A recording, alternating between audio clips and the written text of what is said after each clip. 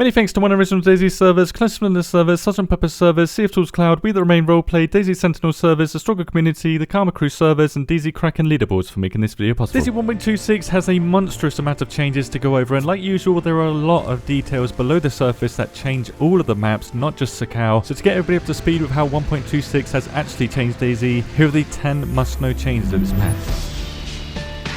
Now, unless you've been trapped inside P. Diddy's basement for the last 6 months, you probably know of Sakhal, but this video's focus is on how DayZ has changed as a whole in 1.26 with the addition of all of these items here. I've covered boats in extreme detail in these videos, with boats spawning on all maps, not just Sakhal, but most new items do not spawn on Chernarus or Livonia. Now, community servers can add these items of course, but otherwise Sakhal is the only place that you're going to find them, which means that all maps have these items now. These are the new items across all maps, with some loot on some maps being taken away.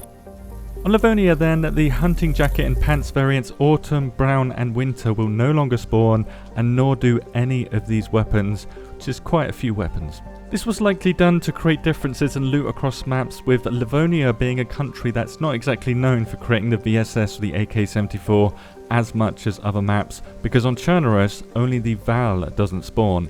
All other weapons on Chernarus will spawn this patch. Now, it is possible to transfer items between maps like it was before, so you can have the KA-74 on Livonia, but you'll need to loot it on either Chernarus or Sakhal, and then switch to Livonia, keeping in mind that no magazines for this 74 will be found on Livonia either.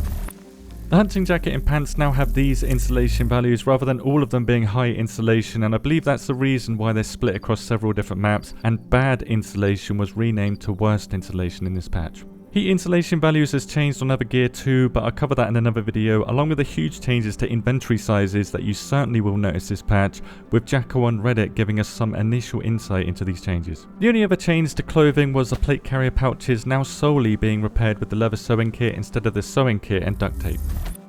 With the release of Frostline, the Dean Hall Infected is back, renamed to the Game Dev Infected, with many infected types being reskinned to fit the theme of Sakhal's harsh climate, but all of these new infected only spawn on Sakhal. This also includes the reindeer here, and also what I call the rain dude, but the other two animals, the fox and the hare, spawn across all maps. Skinning any of these will give you pelts that are a huge 5 to 10 times heavier than last patch, and there's been a lot of changes to trapping animals and trapping fish too. Again, too much to cover here. I haven't even had time to test this stuff. What I do know though is that infected will damage the durability of our gear 31% less this patch, and then we hear pistols, the Bakir, SC5, Scorpion, Bison and UMP 10% less effectively, with this Sporter being a huge 60% quieter to infected, but they still hear it much further away than a suppressed weapon. Apart from Sakhal introducing loads of new ambient sounds, ambient music will play 25% more often on all maps, and each wolf in a pack will howl every 30 seconds instead of 12, with them sometimes still not howling at all due to a bug. The Meat Tenderizer and Hammer make base building sounds now, as it says in the patch notes, but I'm pretty sure the Hammer made sounds before, it was only the Tenderizer that didn't. I also believe the Tire Repair Kit is supposed to make sounds now, as the sounds are in the game files, but perhaps that's coming next patch. This is what they sound like. Continuous actions such as repairing a tire, fishing or drinking from a water source now restricts your camera angles so you can't see behind you. In addition, a player you force feed must be facing you, with this not being based on where they're looking, only which way their body is facing, and it has a sound effect now too. If food or drink is too hot and you consume it, it will damage you or other players, and yes, it means you can kill other players by force feeding them hot food, but it takes around 1 minute of continuous force feeding from full health, and they will likely go unconscious before death unless they have low health already, with unconscious players refusing to eat their dinner. To get food this hot, you can now add all food items to cooking pot slots to warm them up or defrost them, and all containers can be used in cooking slots to boil away cholera. When some plastic water containers become too hot, either in a fire or filled with hot spring water, it decreases their durability and the amount of water inside, but only the plastic bottle and filtering bottle do this, so the plastic canteen and glass bottle don't. I do see the canteen being added to the list though, and maybe plastic wrapped in cardboard foods too, because logic.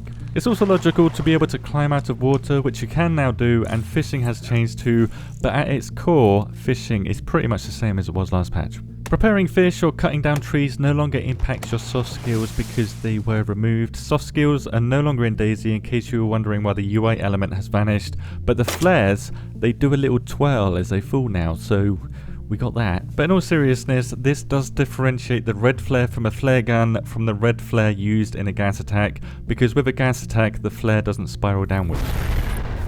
These flares can be seen at the max viewing distance like it was last patch at 1100 meters, and as is the case with fireplaces, torches and all other light sources, including how far away you can see players, still 1100 meters maximum, but we can see terrain and objects much further away now. The terrain option has 6 settings, with these 6 settings representing these 6 distances, so extreme truly is extreme because it's 10 kilometers. For objects, which include stuff like trees and buildings, the 6 settings you have are these 6 distances, with maxing out both settings holding up nicely on a 3060 Ti, and a recent dev stream showed us that good performance is possible on a PlayStation 5 on high settings. If you've got an older gen console or low-end PC, the lowest settings will still work fine, just like they did last patch, with the lowest setting being aptly named poor, just to rub that in a little bit.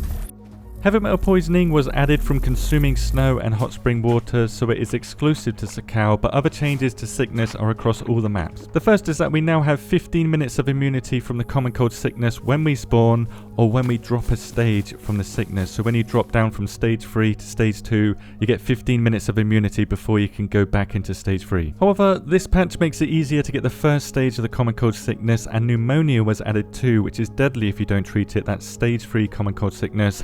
In the stable release of 1.26 or the full release of Frostline, pneumonia became much easier to treat and requires you to be in stage 2 for much longer to get pneumonia, with stage 2 also being harder to reach. So it is deadly still, but it's nowhere near as deadly as it was in experimental or the playtest phases. You can cure any of these stages with multivitamins or having these 4 stats high enough, but these stats will now need to be 10% higher than last patch to reach complete immunity protection, much like multivitamins provide. The stats needed to become immune enough to resist cholera and salmonella are still the same as last patch, but you can get salmonella from wolf or bear meat, cooked or raw, as hinted at by their new descriptions about potential parasites. Eating wolf or bear fat won't give you salmonella, at least for now, and eating raw fish will give you food poisoning instead of salmonella this patch, so not all raw meats can be eaten when your immune system is high enough, because food poisoning is not related to your immunity level or your multivitamin addiction. Temperature has changed significantly in this patch, with the minimum and maximum temperatures on a map, both Chernobyl and Livonia, changing too, with the only real differences being that summer months on Livonia are much hotter, with autumn not being as cold on Chernobyl. Comparing all 3 maps based on their temperatures throughout the year, it appears that Chernobyl is a little hotter than Livonia, with Livonia being colder in the winter, so this might change, with Sakhal clearly being much colder than the other months on average. The heat buffer now protects us more though, and has 3 stages of progression, these 3 icons, allowing you to maintain a heat buff in freezing water if there's a fireplace nearby, but it's still not possible to get any plus icon when you're light blue temperature or lower. Speaking of which, it's now a lot easier to achieve flashing blue temperature on other maps, which drains your health and hunger very fast, but you lose health from being at a lower temperature at half the rate as you did last patch, so being cold is much less deadly. Also, if any map you're on is cold enough, you can't place garden plots or use greenhouses to grow food, so it's not just Sakhal that restricts horticulture. All maps can potentially stop you from doing this if it's cold enough. And finally, for temperature, gas stoves don't give you the heat buff anymore. The torch has been heavily nerfed in terms of temperature, but the heat packs last longer and make us 33% warmer when used. The size of the tiers on Sakhal has changed more than we first assumed. Tier 1 has been expanded to cover most of the main island now, but there are some holes in it to cut out Tier 2 at base camp, the quarry and the prison camp. The south end of the airfield is now Tier 3 along with most of the town area, so you can find good gear here, including the plastic explosive inside industrial sheds, but not the filtering bottle like I previously mentioned. That's not going to spawn at the medic tents because they're Tier 2. I also mentioned that the M79 was Tier 4 only. It's still Tier 3 and 4, my bad. But to pay you back for my incompetence, we found 2 water springs on Sakhal on the islands to the south, Shantar and Solisko, located here and now available on the DayZ map tool if you want to find those. You'll also find tiers and loot areas on this map now too. Military, medical, hunting, whatever you're looking for, you're going to find it. And I added the ability to create custom pins that you can share with other people. So if your friend is a bit too good at stashing vehicles, he's at work right now, he can't show you where it is, he can send you his custom pins to your map and then you can find that vehicle. I think that's a pretty cool feature. Full patch notes if you want to read them here. As for this video, I've only scratched the surface on what the changes are this patch, so you need to binge my other videos to get the absolute details. But if you're a casual player, you are up to date, which means that my work here is done, and I'm going to have a couple of days off now. Thank you very much for watching, and have a good day.